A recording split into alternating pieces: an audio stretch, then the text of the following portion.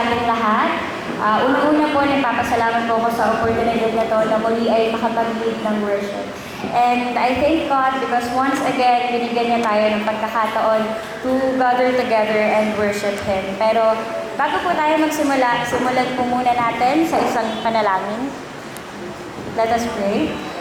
Heavenly Father, maraming salamat po for this day and for allowing us to gather as your people. We pray that you prepare our hearts as we worship you today. Remove any distractions and help us focus on you alone. May our worship be pleasing to you, and as we hear your word later, change our hearts and transform our lives. Lifting up everything to you, Lord, because we believe and we trust in you. All this we pray in Jesus' name. Amen. Ayan, magandang umaga po. Kumusta po ang lahat? Ayos naman po ba? Amen. Sa atin po aawitin, i-share na po ang verse ng Psalm 31, verse 1. I will bless the Lord at all times. His praise shall continually in my mouth. And naniniwala po ako na ang taong tunay na binago ni Kristo ay may pusong puno ng papuri sa Panginoon. Hindi lang sa magagandang panahon, kundi po sa lahat ng pagkakataon. So this morning, let us give God every praise that He deserves. So let's all stand and sing.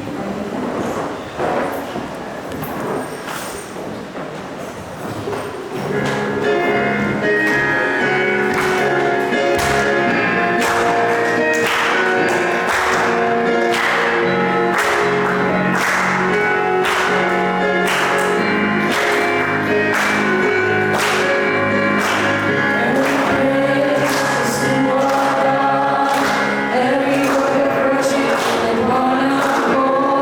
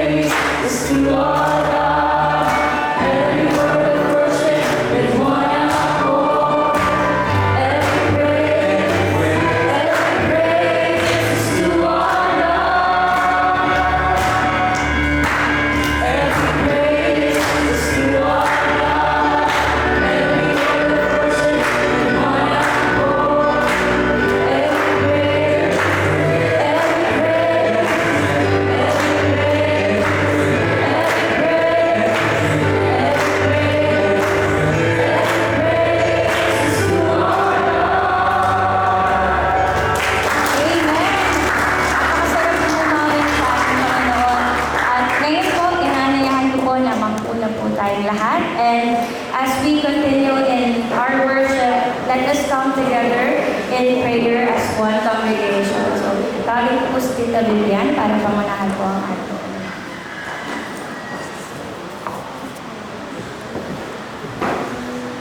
Sige po.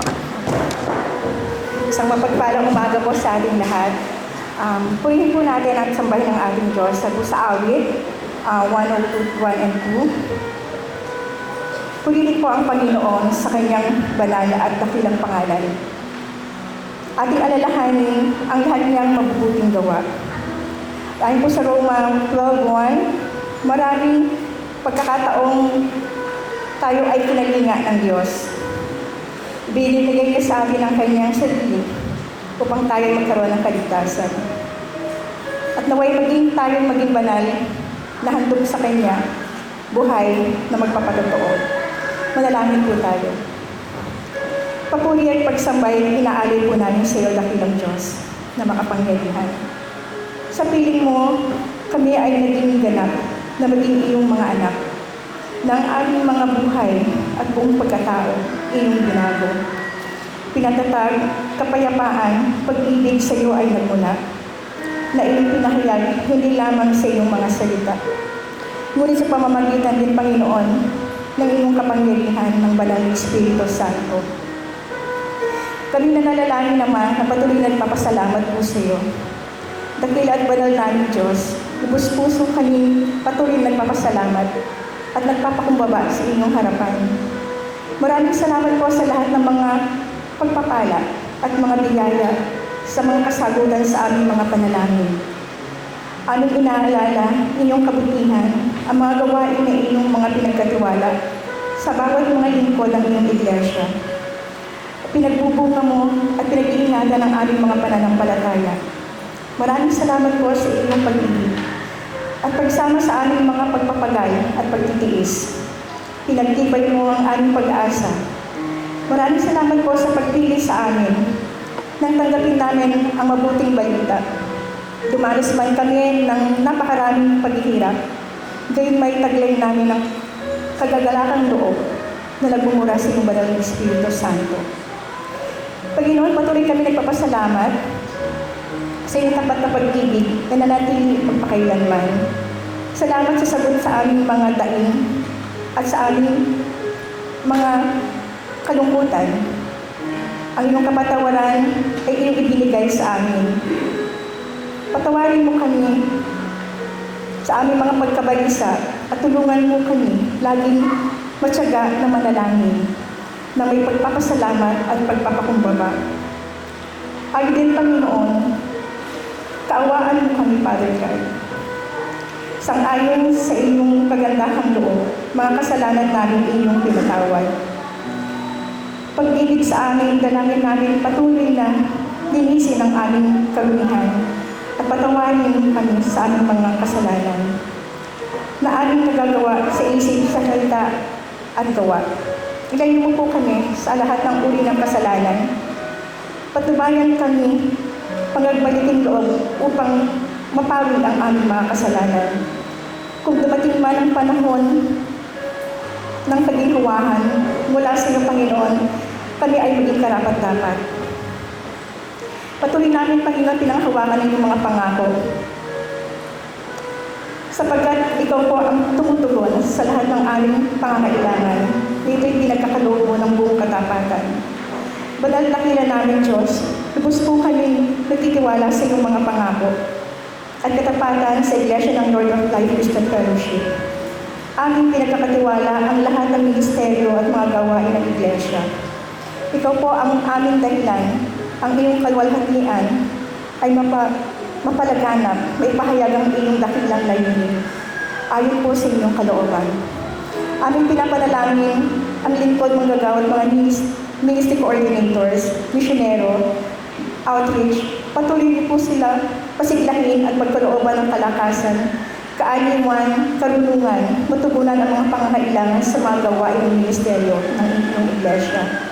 Patnubayan at pag-iingatan ang buhay at pananampalataya sa pang-araw-araw. Tulungan mo po kami ang bawat maging matyaga sa aming pananalangin. Father God, pinapanalangin namin ang aming bansa. Pinagpapasalamat po namin ang mga katubunan sugpuin ang korupsyon at makamit ng sabi ng Pilipino ang hustisya, kaayusan at kapayapaan. Ipinagkakatiwala po namin ang pamanahan ng aming bansa. Wala po sa aming authority ang humusga. Sabay Panginoon, dalangin namin, ikaw po ang nakakaalam ng lahat. Pagkalooban po kami ng karunungan unawain, magpakumbaba po sa iyong harapan at bantayan at tubayan ng aming tagapamuno at ng lahat ng mamamayan ng bansang Pilipinas. Panginoon, manahan ka po sa bawat isa sa amin. Huwag po kami manahan sa aming sariling kaalaman at karunungan. Kundi Panginoon, ikaw po Panginoon ang siyang nakakaalam ng lahat ng ito. Kahabagan mo po kami at tulungan, anuman po ang kalagayan ng bansang Pilipinas at ang buong mundo. Tanging sa iyo po namin pinagkakatiwala ang lahat-lahat. Alam po namin na hindi linig po sa iyo ang mga pinagdadaanan ng lahat naming bansa. Wala po kami magagawa, Panginoon, ang hiwalay po sa iyo. Tanging dalangin po namin na ang pagkilos ayon po sa inyong kalooban at kapangyarihan. Maunawaan at maihanda mo ang sangkatauhan, magbalik loob po sa iyo. Sa iyo lamang po namin makakamtan ang kaayusan at ang kapayapaan magpakailanman, Panginoon, at makamit namin ang buhay na walang hanggan at ang kaligtasan mula sa Panginoong Jesus. Inaalay po namin ang pinakamataas na papuri at pagsamba. Ang lahat po ng ito ay aming pinagkakatiwala at pinagpapasalamat ayon po sa inyong habag at kalooban. Ang aming dalangin sa makapangyarihang pangalan ng Panginoong Jesus. Amen. Amen.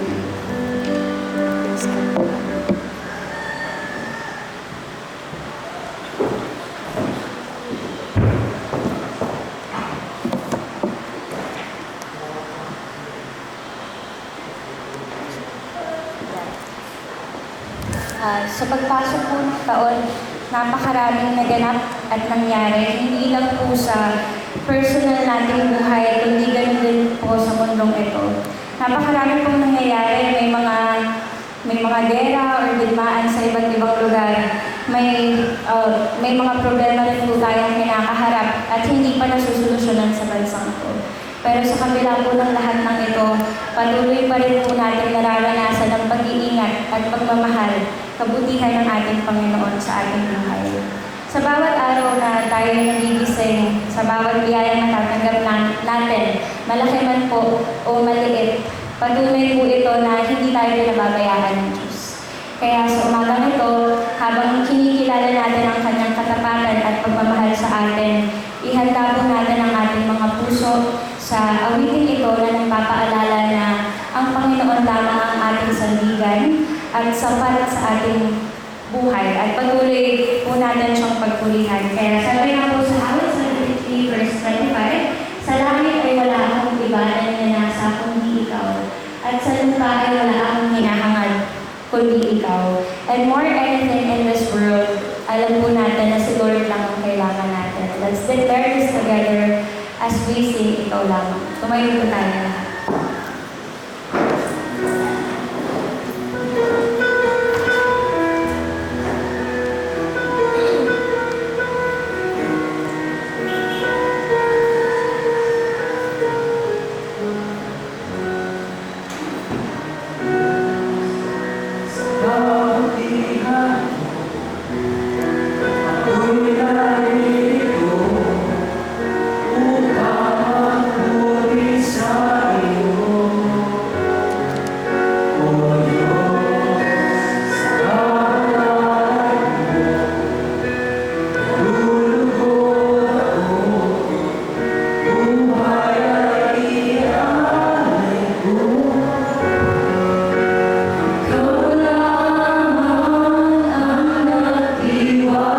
Sa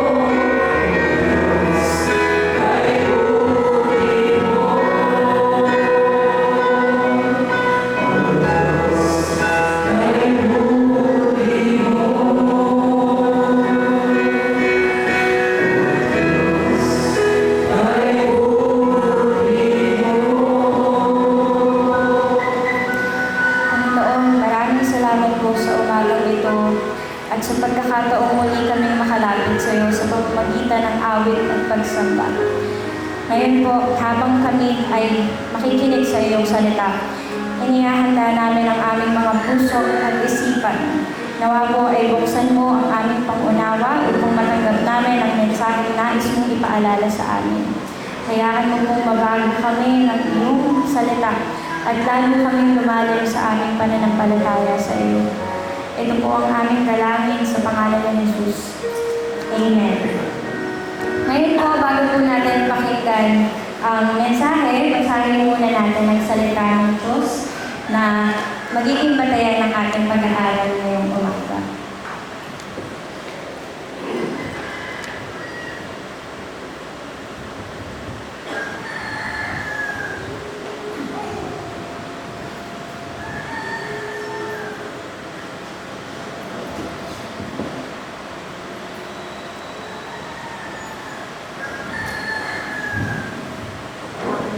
Ang mensahe po ay mula sa Unang Thessalonica 1 verse 1. So sabay-sabay po natin basahin.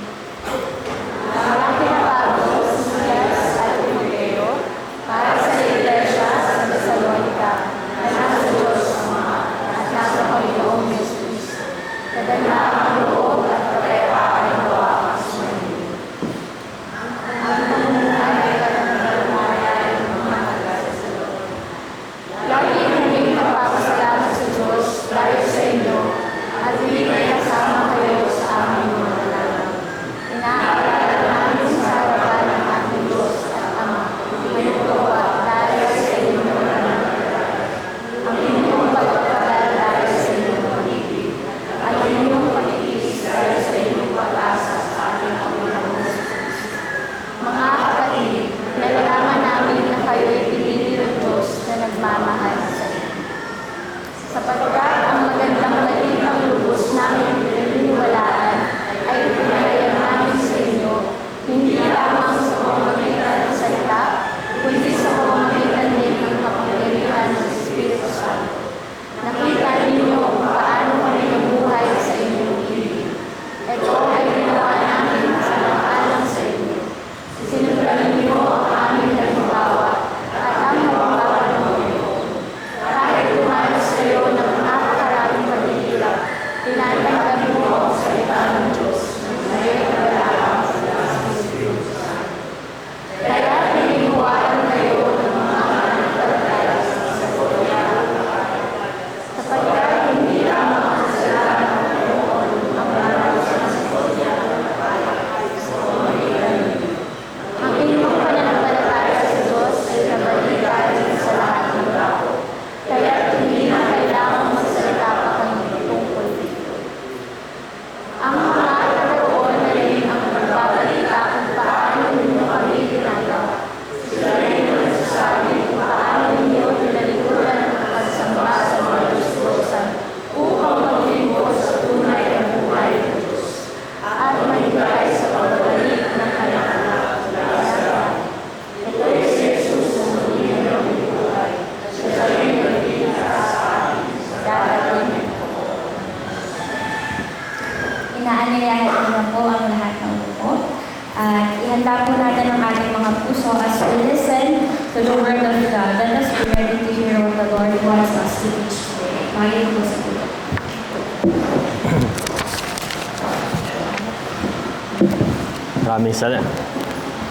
Maraming salamat sa especially dun sa mga awit natin kanina. Bagong lahat ay samahan niyo po ako sa maikling panalangin.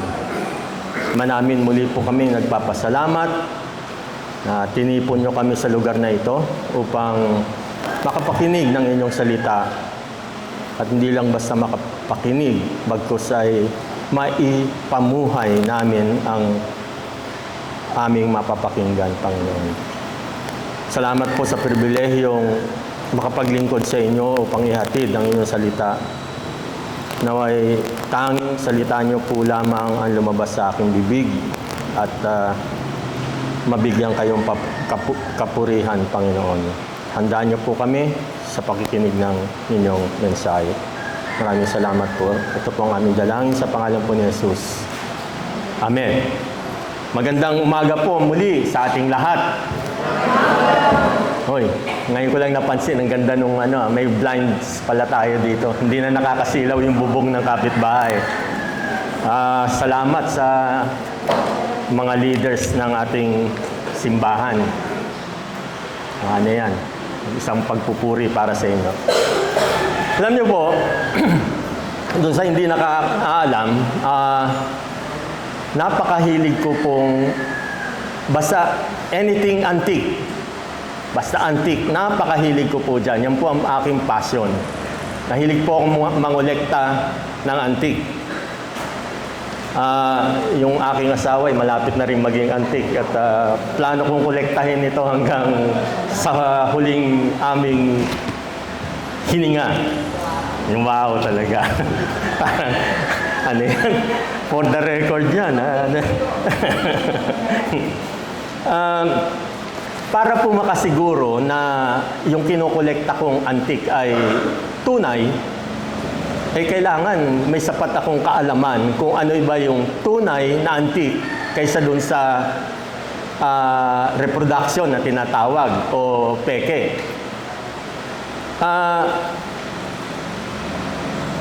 Ganun din po sa sa pagdating sa pera, malaman natin, alam dapat natin yung tunay na pera kaysa dun sa peking pera. At mayroon pang mga nagsisirculate na mga counterfeit money, di po ba?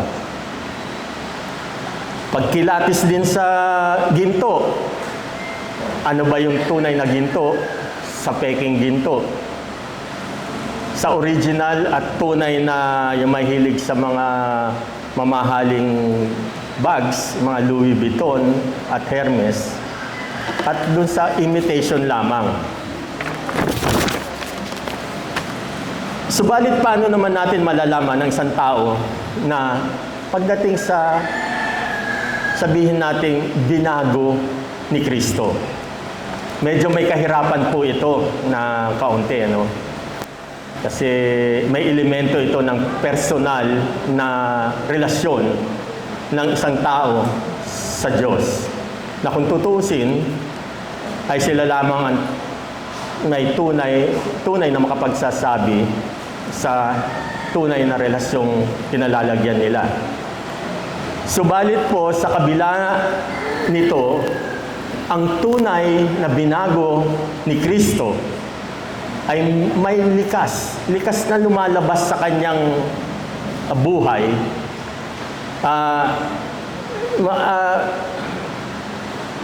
Anong tawag dito? Yung mga palatandaan, lumalabas palatandaan o mga katangian sa kanyang buhay.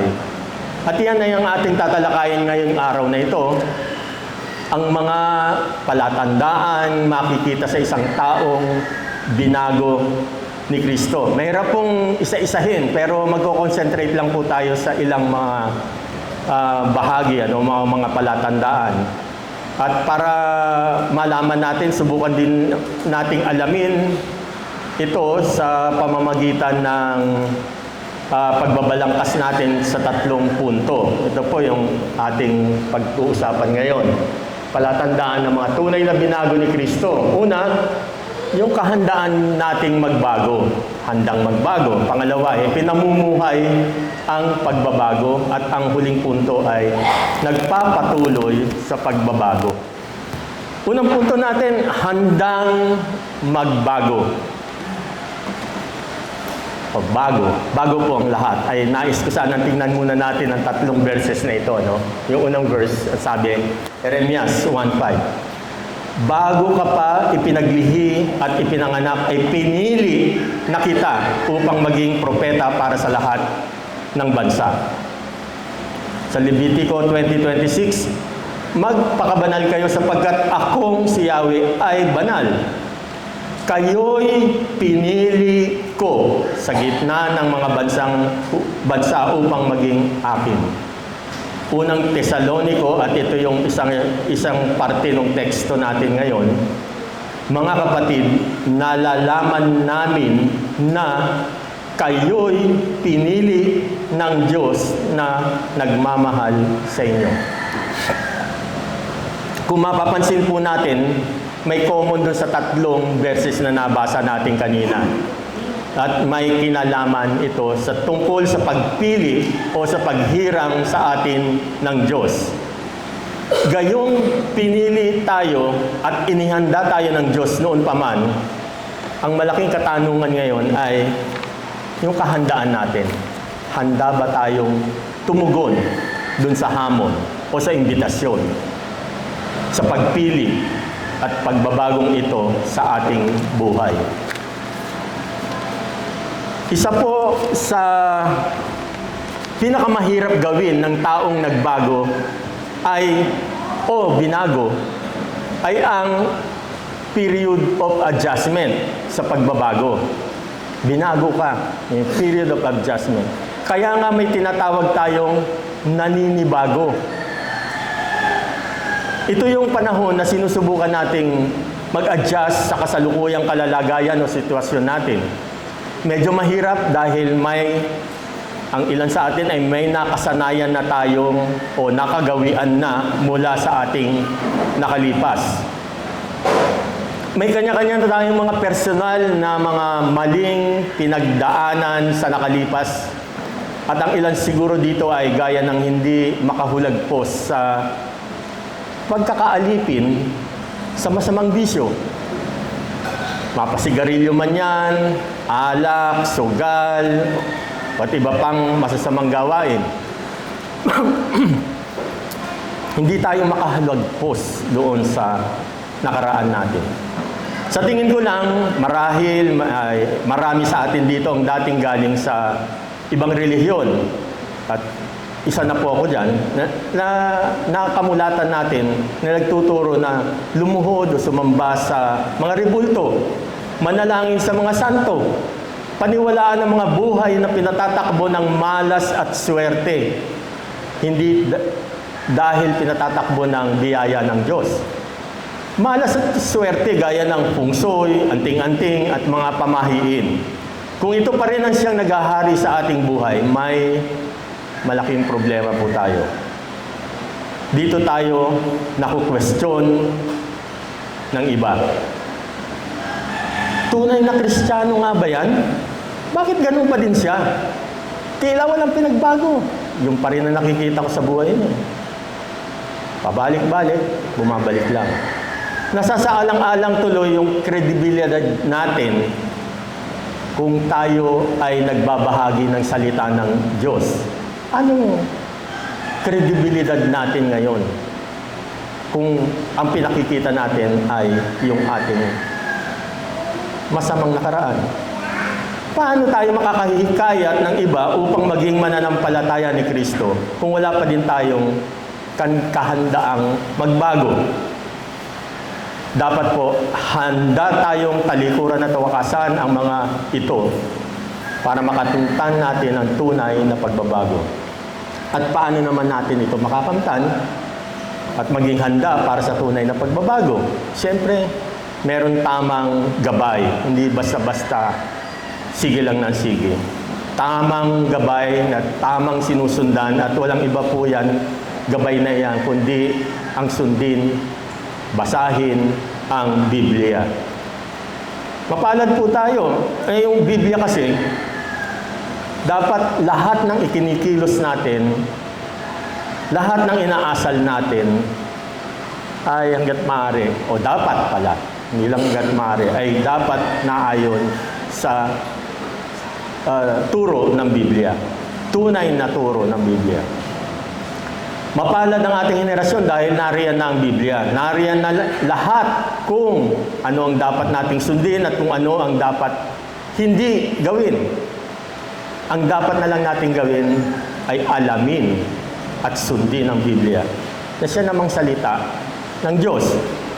Nung panahon po nila Apostol Pablo, gaya nung nabasa natin kanina, naihayag yung salita ng Diyos sa mga taga sa Thessalonica sa pamamagitan ng mga mensaherong ito. Word of mouth, face to face na hatid ng mensahe ng Diyos. Sabi ng unang Thessalonica 1:5, sapagkat ang magandang balita lubos naming pinaniniwalaan ay ipinahayag namin sa inyo, hindi lamang sa pamamagitan ng salita, kundi sa pamamagitan din ng kapangyarihan ng Espiritu Santo. Bilang isang tunay po na binago ni Kristo, gaya nga ng mga taga-Thessalonica na sumasamba noon sa Diyos-Diyosan, maging handa rin tayong talikuran ang mga ito. Anumang anyo ito ng Diyos-Diyosan. Marami po kasing anyo ng mga Diyos-Diyosan. At tayo pong nakaalam niyan. Ano ba yung nananatili sa atin? Dapat handa tayong talikuran na ito upang makapaglingkod ng tunay sa ating tunay at buhay na Diyos. 1 Thessalonians 1:9. Sila rin ang nagsasabi kung paano ninyo tinalikuran ng pagsamba sa mga Diyos-Diyosan upang maglingkod sa tunay at buhay na Diyos. Yung sinasabi sa verse. No? At ito naman ang kagandahan sa tunay na mga binago ni Kristo. Ang ganda po na sinabi at pangako. John 1:10-28-29. Binibigyan ko sila ng buhay na walang hanggan, kailanmay hindi sila mapapahamak at hindi sila maaagaw sa akin, ninuman. Ang aking Ama na siyang nagbibigay sa kanila sa akin ay lalong dakila sa lahat at hindi sila maaagaw, ninuman sa aking Ama. Napakagandang pangako para sa mga handang sumunod sa ating Panginoon. Sumunod sa pagbabago.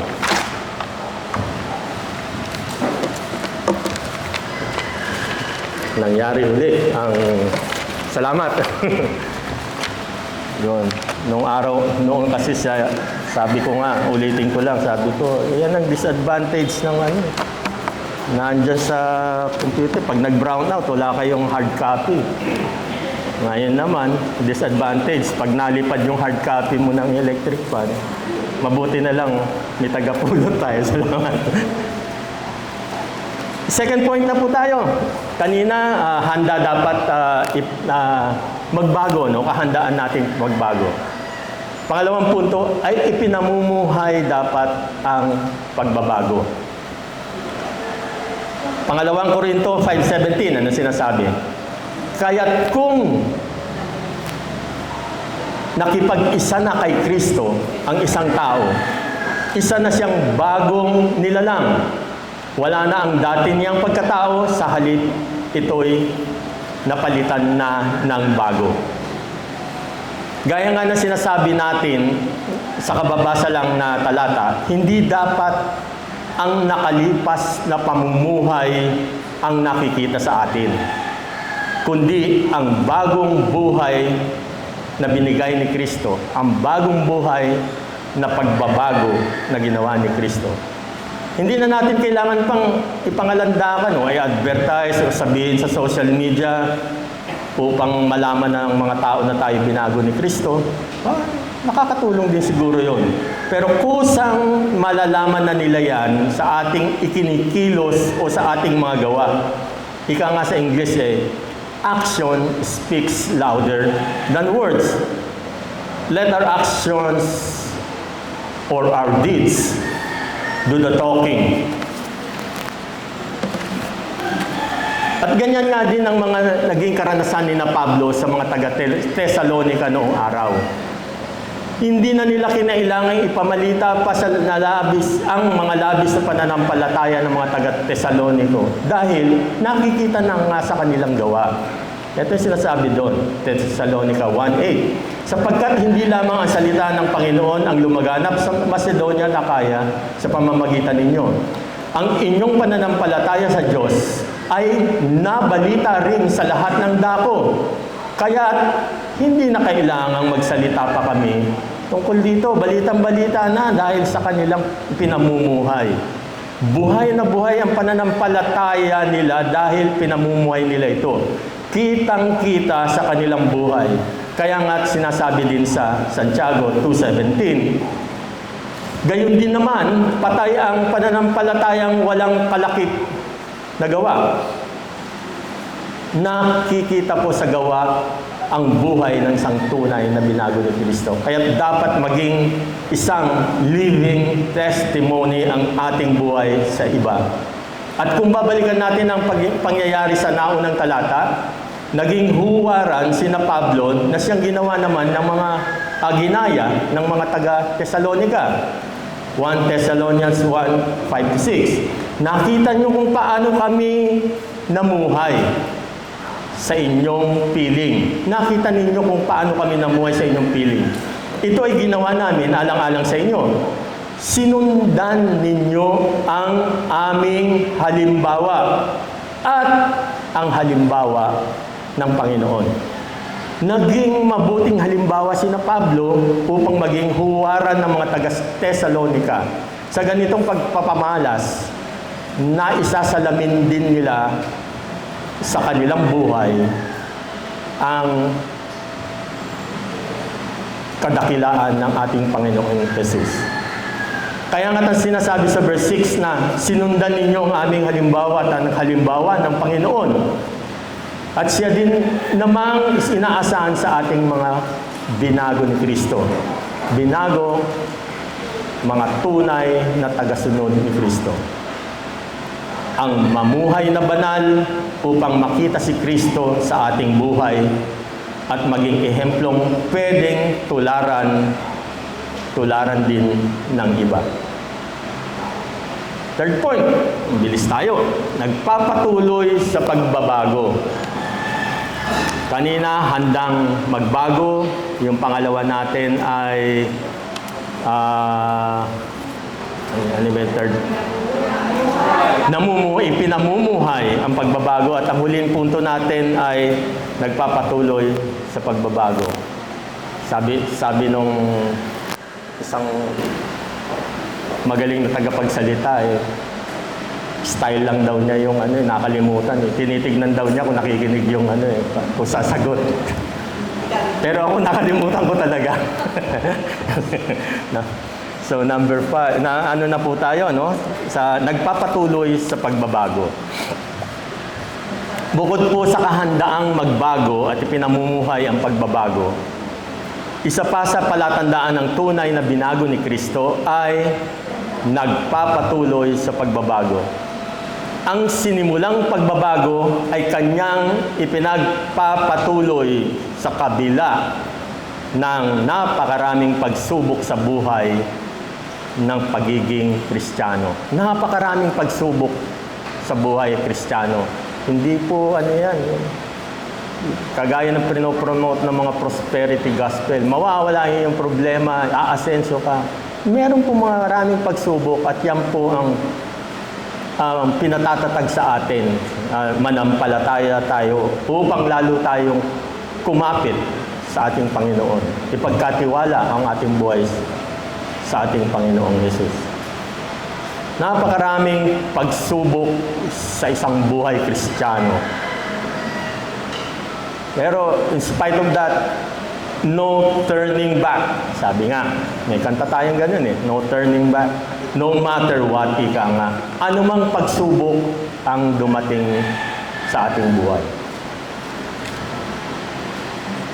Sayang wala si Jun, pakikwento na lang kay Jun Habate. Nung nakaraang linggo po kasi, ang tagapagsalita natin para doon sa kapakanan ng mga hindi nakarating. Wala dito nung isang linggo ay si kapatid na Jun Habate. Yung ano bang pwede ko describe, Bibian, yung magandang lalaking may bahay ni Bibian. Pwede na yon. Pwede mong i-atid sa Pogi si Bonjing. Alam niyo po, na-miss nung mga wala dito nung Sunday. Na-miss ninyo yung napakagandang mensaheng inihatid ni Jun Habate last Sunday. Napakaganda po.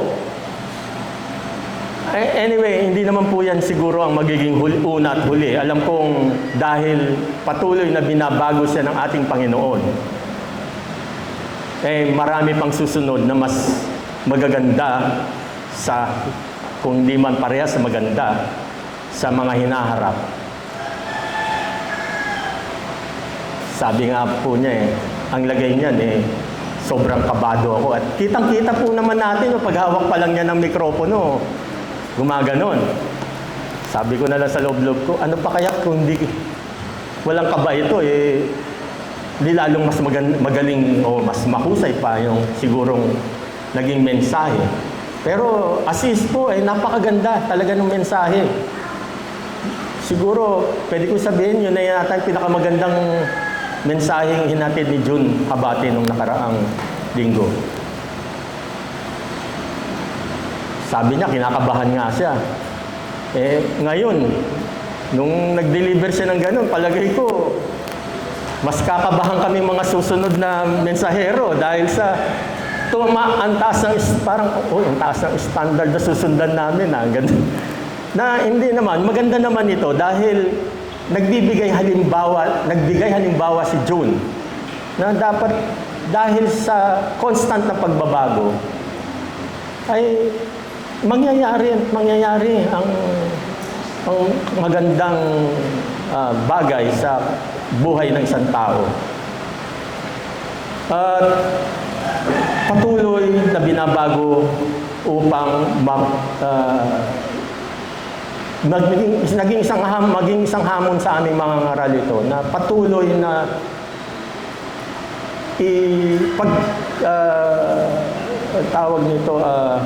isuko sa ating Panginoon ang ating buhay upang siya ang humawak nito, upang patuloy na magbago tayo para mapahusay ang paglilingkod ng bawat mensahero o anumang larangan na involved tayo kung sa aming mga mensahero ay mapahusay palalo ang pangangaral sa harapan nito. Magamit kami pa ng mas lalong epektibo. Sa totoo lang po hindi ko na nahintay na pagbaba niya dito, hindi ko na nahintay na paupuin man lang siya dun sa upuan niya sa likod. Sinalubong ko kaagad siya dito sa aisle na sa tuwa ko, kinongratulate ko talaga siya na sabi ko, ang galing.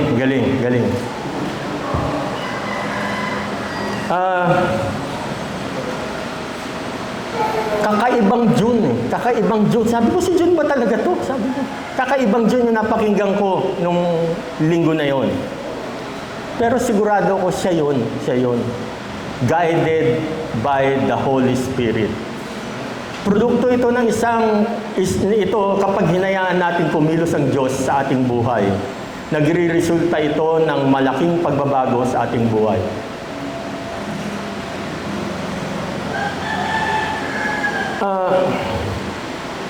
Isang babala po lamang, kung magpapabaya tayo at hindi na magpapatuloy sa pagbabago, magkakaproblema tayo sa hinaharap. Kung baga sa karera, hindi lang dapat magaling tayo sa umpisa o sa simula, bagkus ay all throughout the race, mas maganda ang ating performance. At higit sa lahat, hindi lang sa umpisa, kundi kaya natin dapat tapusin ang karerang ito. Kaya natin, sinimulan natin na maayos, dapat matapos din natin ito ng maayos. Hanggang finish line, dapat makakross tayo ng finish line. Kaya ang malaking katanungan, can we sustain it? Ang tunay na pagbabago po kasi ay may kinalaman din sa pagiging consistent.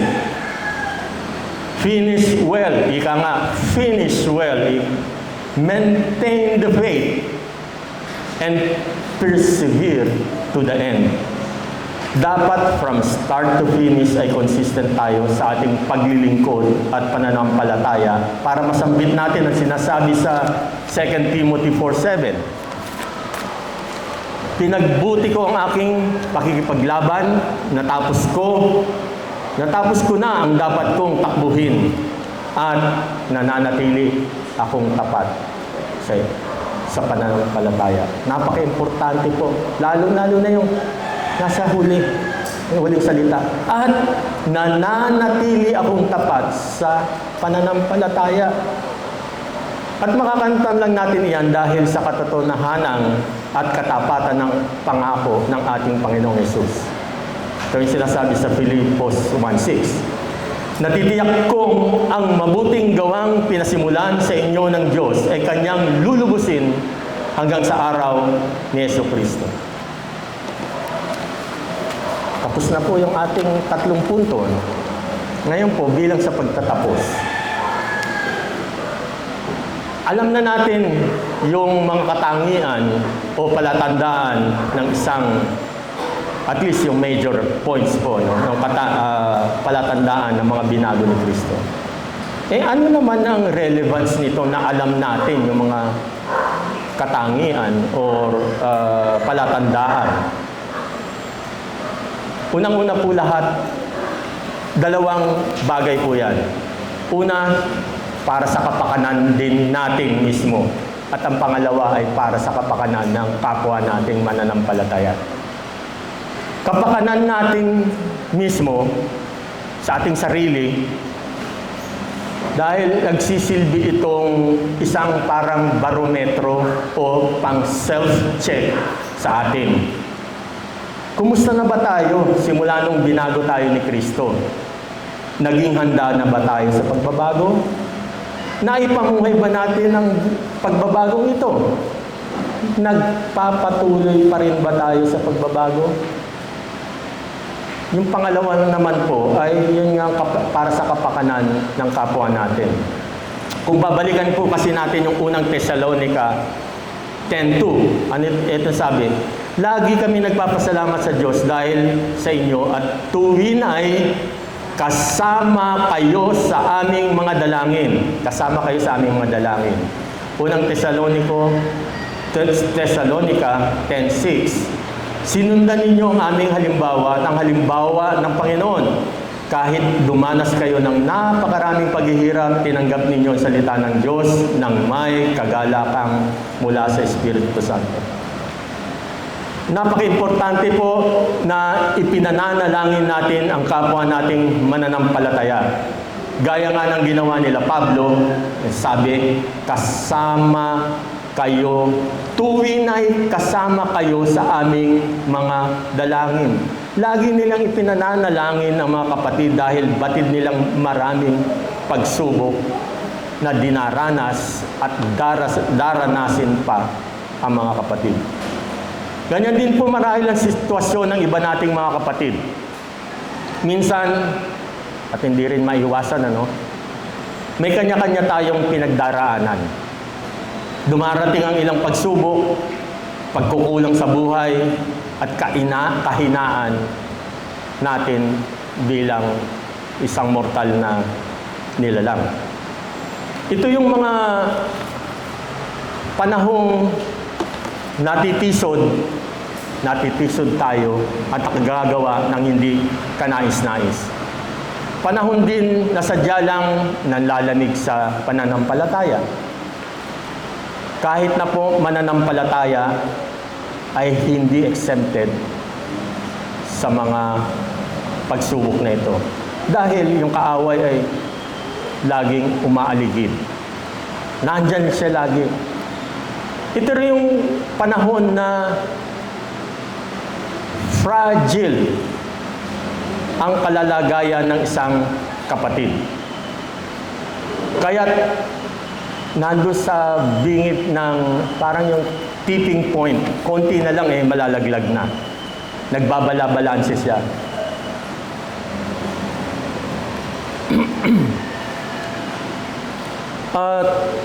Tuluyan ba siyang malalaglag at muling bumalik sa maling nakaraan o matatauhan at manunumbalik at magpapatuloy sa tamang landas. Diyan po, dito po papasok. Ito po yung importance, ito yung relevance nating mga kapatid na para malaman yung mga katangian na yan. Bagamat malinaw na hindi natin kinukonsinti ang mga maling gawain, ulitin ko po, hindi natin kinukonsinti ang mga maling gawain. Subalit, labis na pag-iingat dapat ang pag-handle sa ganitong mga sitwasyon, yung mga nalilihis. Mas pairalin ang pangunawa at mangibabaw ang pag-ibig, na ang layunin lagi ay hindi para tuluyan silang mapalayo, bagkus ay to win them back. Maging ang ating Panginoon ay hindi naman naparito upang humatol, at yan sinasabi sa John 3:17. Isinugo ng Diyos ang kanyang anak, hindi upang hatulan ng parusa ang sanlibutan, kundi upang iligtas ito sa pamamagitan niya. Sino po ba tayo para humusga? Sa halip ay iba yung pag-iingat, pangunawa, kalinga at doble panalangin nang sa gayon ay matulungan silang mamuhay ng banal at magpatuloy sa pananampalataya. Magtulungan tayo at sa tulong ng ating Panginoon, hindi niya hahayaang mawalay ang nasa Kanya na. Batid natin ang katawan ay binubuo po ng maraming parte, di po ba? Gayon din ang iglesia. Ang bawat miyembro ay may kanya-kanyang parte. Roma 12:4-5. Kung paano ang katawan ay binubuo ng maraming bahagi at magkakaiba ang gawain ng mga ito, gayon din naman, kahit na tayo ay marami, nabubuo tayo sa iisang katawan ni Kristo at tayong lahat ay bahagi ng isa't isa. Efeso 4:11-12. At binigyan niya ang ilan ng kaloob upang maging mga apostol, ang iba naman mga propeta, ang iba mga ebangelista, at ang iba mga pastor at mga guro. Ginawa niya ito upang ihanda sa paglilingkod ang lahat ng mga hinirang upang maging matatag sa katawan ni Kristo. Inihanda sa paglilingkod ang lahat ng mga hinirang upang maging matatag kay Kristo.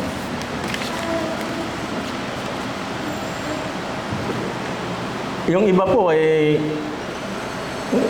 kabahagi sa church leadership. Yung iba naman sa kanya-kanya mga ministeryo. Kabilang na dyan yung katawagin natin yung si Jess, gaya ni Jess. Simpleng literal na behind the camera si Jess. Siya yung nagpapaandar nagpapatakbo ng recording natin. Kala natin maliit, pero isang malaking kontribusyon, mahalaga sa ating simbahan. Meron dyan mga nagluluto, naglilinis, hindi po natin minemenos yan. Importante po yan at kasama sa katawan. Lahat ng miyembro ng katawang ito ay importante. Walang maliit o mas malaki kaysa isa. Ang lahat ay pantay-pantay at mahalaga, kaya't dapat nating tulungan at palakasin ang bawat isa. Sino rin nga ba magtutulungan at magiging katuwang para sa katuparan ng Great Commission? Kundi tayo ring kapwang mananampalataya. Sabi nga nung team natin, reaching the world, raising the workers. Ang tunay na mananampalataya ay masiglang manggagawa na handang magbahagi ng magandang balita.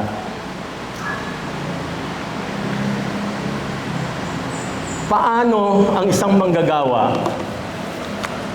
Nabanggit nga ni Pastor Bishop Chito na humingi ng pahintulot na unahin daw niya yung raising the workers instead of reaching the world. Kasi, how can you reach the world kung mahina ang ating workers. So palakasin natin ang isa't isa. Raise the workers para ma-reach natin ang world. Totoo po na tanging papuri sa Diyos lamang ang papuri ang dapat nating inilalaan. Sorry Craig, nakalimutan pala kitang banggatin dun sa na bigla kita nakita. Si Craig isa rin dun sa behind, literally behind the scene.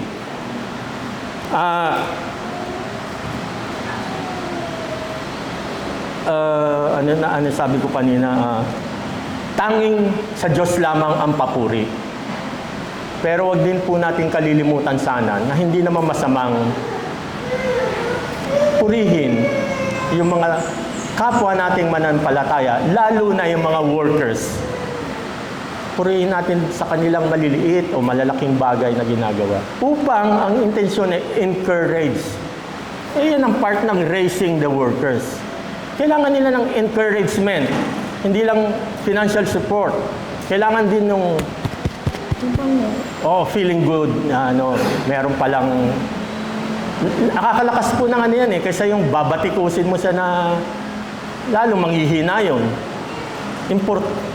Importante na pangalagaan natin ang mga workers upang patuloy sa kanilang pagbabago, manatili sa pananampalataya, manatili sa mga gawain. At tayo din naman mismo, parte tayo niyan. Naway makita ng mundo sa ating tayong mga mananampalataya ang kahandaan natin sa pagbabago. At makita na ipinamumuhay natin ang pagbabagong ito.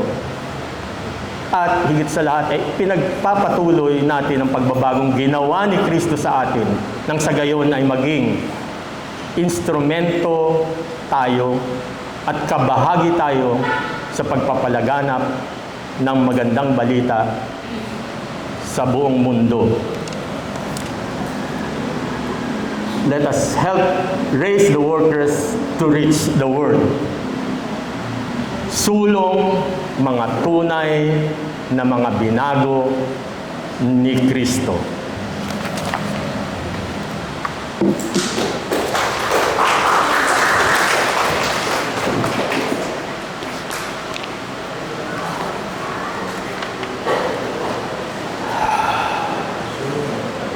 Katipon na yun.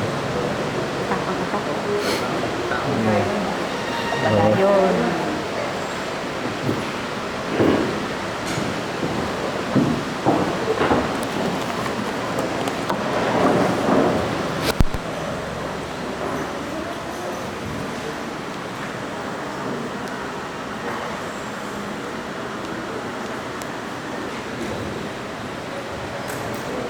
Sa Matthew 7:24, sinabi po ni Jesus na, "Everyone who hears these words of mine and puts them into practice is like a wise man who built his house on the rock." Pagkatapos po ng narinig nating mensahe, ang tanong po na unang pumasok sa isip ko is, saan ba natin tinatayo ang buhay natin? Sa totoo lang po, napakahirap maging katulad ni Kristo. Kasi may mga times po na hindi po natin napipigilang hindi magalit at kung ano pa man. Pero kapag alam po natin na nandito si Kristo sa buhay natin at patuloy niya tayong binabago, natututunan po natin na ilayo at iwasan yung mga bagay na hindi kalugod-lugod sa Kanya. Kaya bilang tugon po natin sa salita ng Panginoon, ngayong araw ay alayan po natin siya ng kantang. So, inaanyayahan ko po ang lahat na tumayo.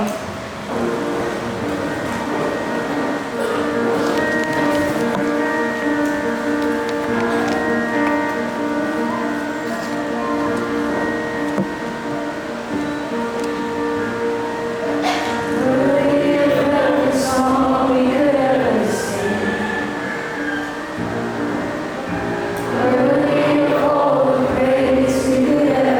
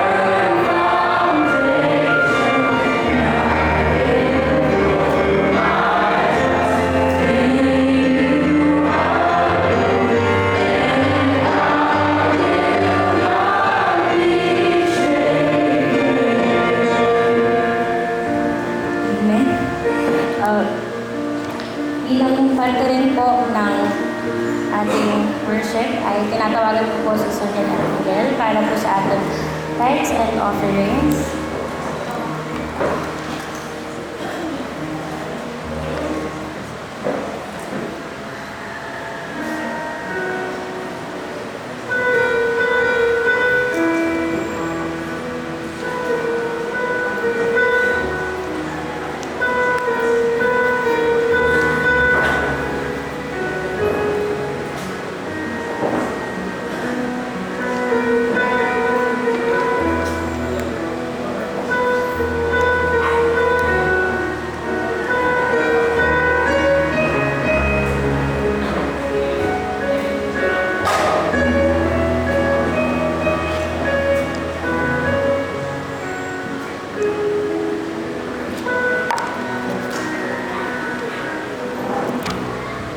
Tumayo po tayong lahat at ulitin po natin ang doktor.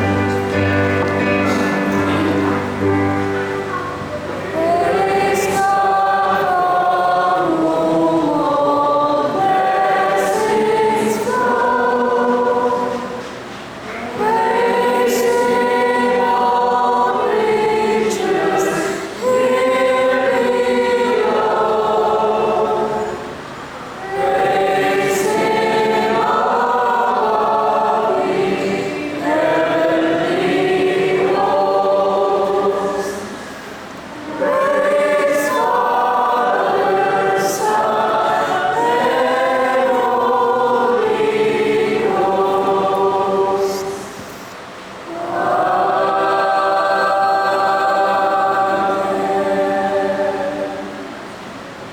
Maaari na po tayo po at tinatawag ko po si Ate Joa para sa ating announcement.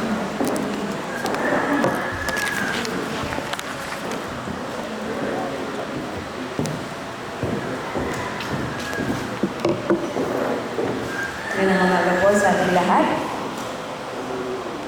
Next week po sa darating na March 15, regular service po tayo dito sa Doña Carmen. Pero po, anniversary po ito ng Batasan at the same time po at 9:30 a.m. Pero dito po ang ating worship leader ay si Rachel Siliman. At ang ating teacher po ay si Will Castro sa First Thessalonians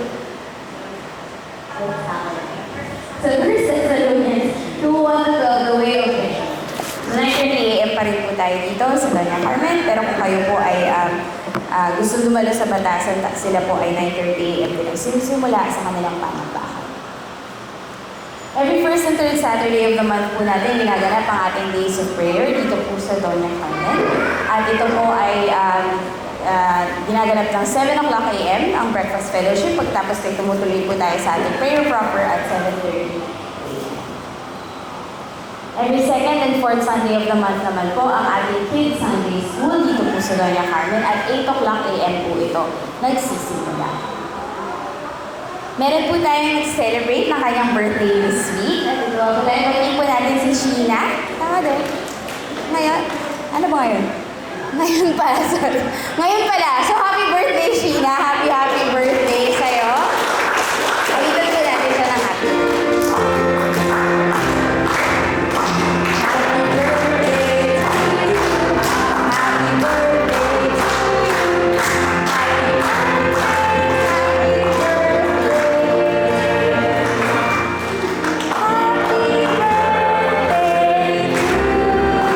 Happy birthday, Sheena. Today pala.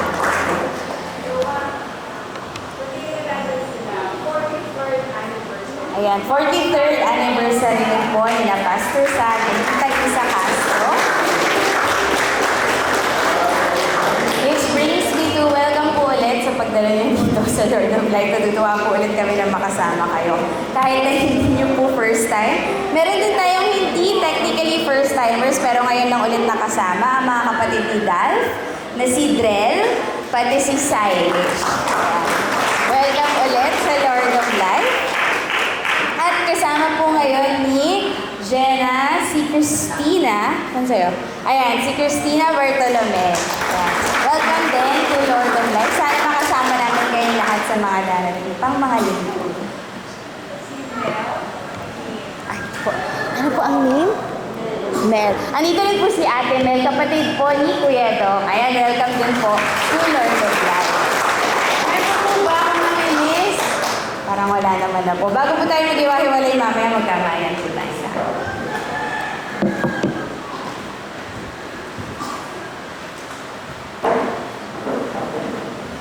Tumayo po tayong lahat para po sa pangwakas na panalangin. Para din po sa benediction. Panalangin po tayo.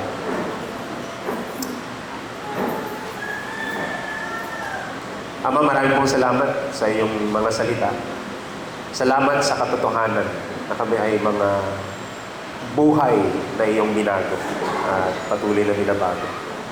Salamat dahil makapangyarihan ang iyong salita na nagbago na aming buhay at nagbunga ng pananampalataya para sa amin.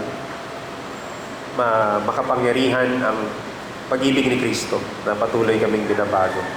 At buhay ang aming pag-asa dahil sa pangako mo na darating siyang muli upang kami ay makasama. Palaguin nawa at pag-alapin din ng Panginoon ang pag-ibig niyo sa bawat isa at sa lahat ng tao gaya ng pag-ibig namin. At dahil dito, magiging malakas ang loob niyo at magiging banal at walang kapintasan ang inyong buhay sa harapan ng ating Diyos Ama sa araw ng pagbabalik ng ating Panginoong Yesus kasama ang mga pinili. Amen. Manatili po tayo nakatayo para sa huling amin.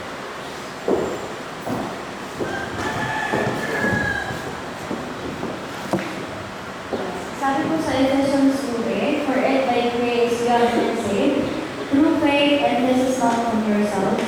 It is the gift from God. And the reason why we choose to change our lives is not just because of our own works, but because of the amazing power of God. So, mawit po tayo para sa